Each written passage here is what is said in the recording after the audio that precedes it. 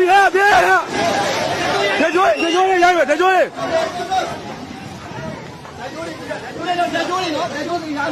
ဝင်း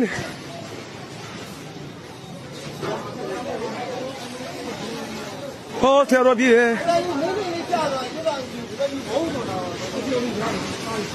သွားပြီသွားဗျလှုပ်ပြန်ပြီနင်းနေဝင်နေသွားပြီဟောတက်ကြွလေးโอ้ဘယ်သူမှမမြင်ပါသေးနဲ့ကွာ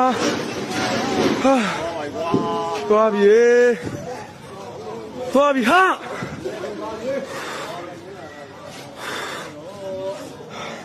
ကတည်းကကြည့်မယ်နောက်ဆုံးတော့ဖောက်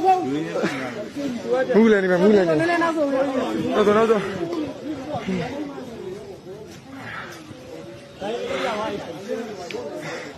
လာစလည်းပြောရကြီးလာလည်းပြောပြီ